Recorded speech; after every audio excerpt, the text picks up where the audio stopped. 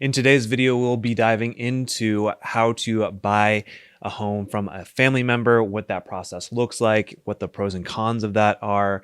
And my name is Will Singh. I'm a local agent here in Portland, Oregon. If you have any questions, feel free to reach out and I'll see if I can help. Now, with that, I want to add this disclaimer. I am not a legal professional, so I would highly recommend that you reach out to a lawyer or talk to your family members a little bit further about this, about other professionals you may want to reach out to, like a CPA, for the tax implications of this as well. There's going to be a lot of parties that are involved in this if you want to make sure that everything goes smoothly, and keep that in mind.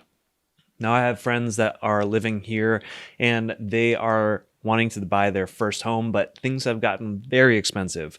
So it has been very common to see them getting help from their parents and some sort of financial aid. But if it's possible for them to give their house or have their kids buy their house, it's also another fantastic option that we'll be diving into a little bit more. There are definitely some pros to that and definitely some cons to that. So the three major pros of this is, one is that it's going to be a lot less competition. You're not putting a listing out onto the open market and your kids or whoever the family member is not going to a bunch of other people and saying, hey, let's create a bidding war. So this is a fantastic opportunity if you do have it. And on top of that, you also have the potential for more flexible lending. Now, we'll dive into that a little bit later on into the video of how you would actually pay for this if you were the family member who was buying the house. But know that usually you'll have a little bit more options with that, as you can also talk through options with lenders as well. Another major pro of this is that you'll be able to have that family member really pass on that wealth, and it's a great way to pass on generational wealth as well. With the pros of this also comes the cons of this opportunity. Now, with this, just know that once money gets involved, there might be some financial tensions between you and that family member that are looking to have that transaction. Now, with that, there's also a note of the fact that you have potentially a little bit of a different buying process, along with the potential for some sort of seller financing, which can also strain relationships as well. So overall, it might be a little bit harder to walk through this transaction. And on top of that, know that you'll have to negotiate with your family members sometimes, especially let's say that we find a sewer line that needs to get repaired. Who's going to be paying for that? How is that going to work out? So there's definitely some drawbacks you need to consider when you are looking at this opportunity. So a question that's probably popping up is, how do you even pay for a home in these scenarios? There's going to be the first scenario or first option where we look at the time when your family member or parents have paid off the property entirely.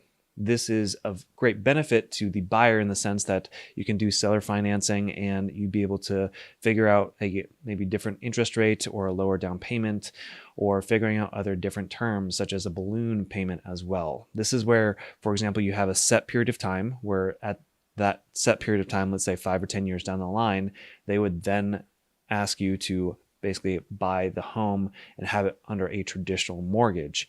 Now, this is of great benefit for them sometimes in the sense that they can delay those capital gains tax and still create a scenario where it's a win-win solution for both the family member and also the buyer of that property.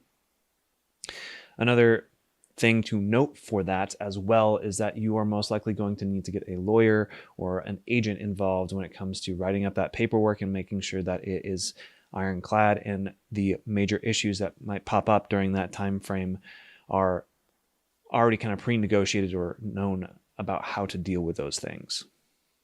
The second option is just to go the traditional route. This is where you talk to a lender, and during this time frame, you'd be able to have the lender just provide you the mortgage and pay out your parents or the family member at that time of the close of the transaction. This is great in the sense that they can potentially, the sellers or the family members can then give you a gift of equity. Now, you're going to want to run all these things by the lender and make sure things are working out financially on both parties, but it would be a great way for you to make a faster transition as well. And there's a lot less paperwork involved to a certain degree, and you don't have to worry about the long-term effects of the seller financing. Another question you might be asking is, do you need an agent? And the answer is kind of up to you. So there's a couple scenarios that you can also run in this case as well. With agents, you have to realize that they will need to be paid in some fashion. So for example, if it's a seller financing deal, then you may have to bring additional funds to the table to make sure that the agent is paid appropriately. Now, with that, you can also have an agent that just represents the buyer and walks you through the process in that sense.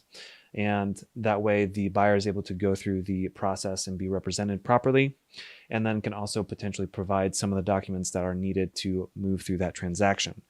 Now, there's also the option for dual representation. And in that instance, really the agent's just kind of making sure that the paperwork's working out and they are not really representing one side or the other, and just being more of a pass-through entity and making sure everything's moving along smoothly. So that hopefully will give you a little bit more of a better idea. But if you have any comments or questions about that, feel free to reach out. I'll make sure to have my contact information down below. So now that we've gone over the semi-process of this, of how to pay for a deal like this or how to have an agent involved in this, some other parties you'll want to know about is going to be the title company that will help kind of move things through this and help make sure that there is a third party entity that's dealing with these. They can also sometimes help out with some forms. So with that, also note that talking to a CPA is also going to be very beneficial, especially for the family member who is selling. So that way they can better understand that the better options, or the options in general, that might be of benefit for them, especially if they're trying to not pay capital gains tax or figure out other options that would be more advantageous for them. So now that we've figured out the financing side of things, whether or not to use an agent, the other option is seeing how to walk through this process without an agent. Now, with that, you're going to need to get a title company involved. Feel free to reach out if you have any need for a suggestion at all. But with that, you'll get a title company involved, and they will be able to help be the escrow company as well. At least that's the case here in Oregon. It does vary from state to state, so keep that in mind. So with that, they would then be able to walk you through that process a little bit in terms of being the third party entity. And if you need paperwork, again, that's where you start getting an agent, or there's other forms online that might be of benefit for you as well. They're usually a little bit more bare bones and they might not be as state specific. So just know that with that, I would have a talk with a lawyer if you are wanting to dive through that process as well. Some things that you should definitely keep in mind is that as a buyer of the house, I highly recommend that you still do the inspections. So that way you know what you're getting into and you're able to negotiate to reduce the purchase price or figure out other options to get these things fixed, so that way they don't become a continual issue. And this is where an agent can kind of help out a little bit too, in terms of, hey, what's a big deal, what's a small deal, and they can help find the contractors that would be able to provide those estimates for you. Now, another thing to consider, especially for sellers on this side, is to talk to your CPA and other people who would also be able to give you advice on the ramifications of this.